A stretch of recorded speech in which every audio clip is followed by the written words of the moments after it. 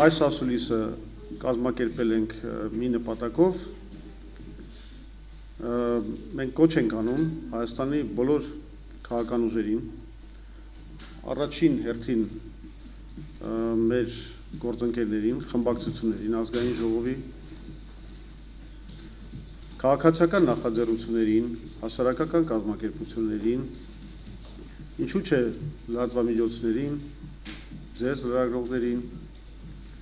մեր ամբողջ հասարակությանը կենտրոնանալ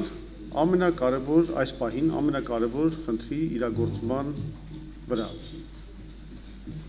Դա այն է, որ մենք կարողանանք ստեղծել ընտրական օրենսգրքի փոփոխության միասնական պահանջների պլատֆորմ կամ պահանջների միասնական պլատֆորմ։ Ինչու ենք մենք այս կոչ անում եւ ինչու ենք համարում, որ այսօր սա միգուցե ամենակարևոր խնդիրն է մեր հայաստանյան քաղաքականության մեջ։ Որովհետեւ փորձը ցույց է տալիս, որ ամեն ինչ կարող է լինել մեր քաղաքական կյանքում, չգիտեմ, կոալիցիաներ, մինիստրների,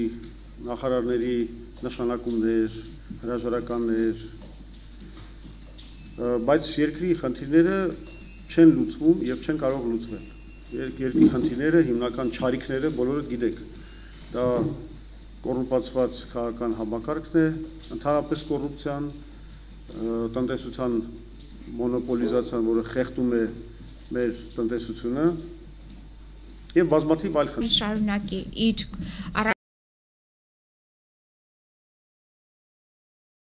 չեն լուծվի,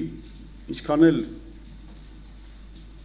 հանրապետականները եւ դաշնակցականները ամուսնանան եւ բաժանվեն,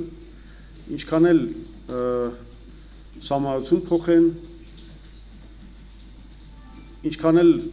ծրագրեր ներկայացնեն հասարակությանը, ոչ մի բան երկրում չի փոխվելու, եթե չփոխվի այս բոլոր չարիքների գլխավոր աղբյուրը կամ գլխավոր չարիքը։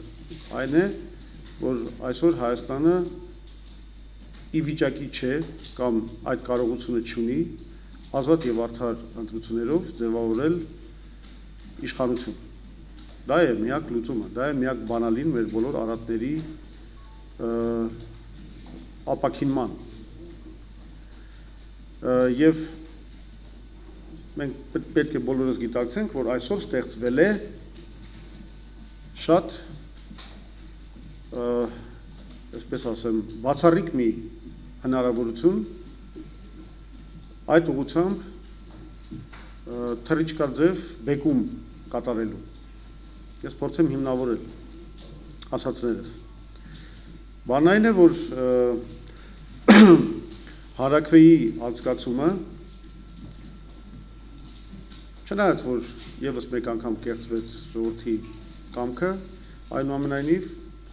հենց շնորհիվ նրա, որ ժողովուրդը միակամ գնաց եւ քվեարկեց ոչ, ստեղծել է մի նոր իրողություն, ստեղծել է մի վիճակ եւ ներքին քաղաքական եւ արտաքին քաղաքական առումով, որը թույլ է տալիս, եթե մենք կարողանանք համախմբենք բոլորս, պարտադրել այս ռեժիմին խաղի նոր կանոններ։ Ինչ նկատի ունեմ։ Գիտեք, որ մենք արել ենք ընտրական օրենսգրքի վերափոխման հետ կապված հայտարարություն, այդ թվում կարևորագույն մի քանի առաջարկ։ Դա կապված է եւ ցուցակների հրապարակման հետ, ընտրություններից հետո, դա կապված է եւ ցուցակների մաքրման հետ, դա էլ ենք շատ կոնկրետ մեխանիզմներ առաջարկել, դա կապված է ընտրատեղամասերում տեսախցիկների տեղադրման հետ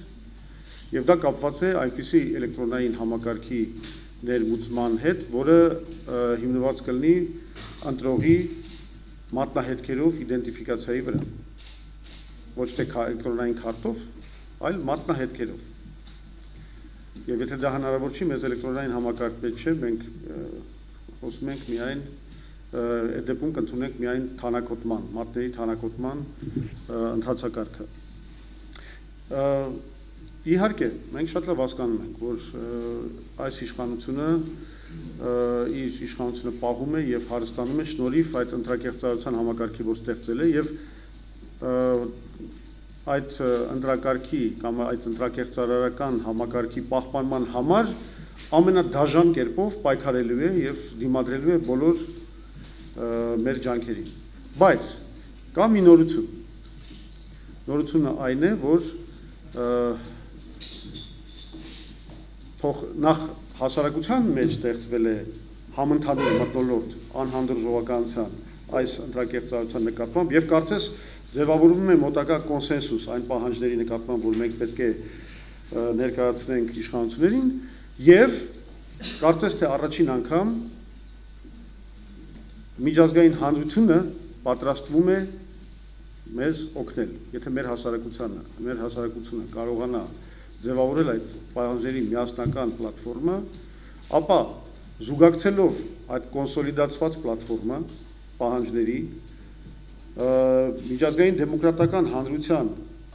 աջակցության հետ, ինչու՞ չէ նաև ճնշման հետ, որովհետև դա նշանակում է նաև միջազգային ճնշում մեր իշխանությունների վրա,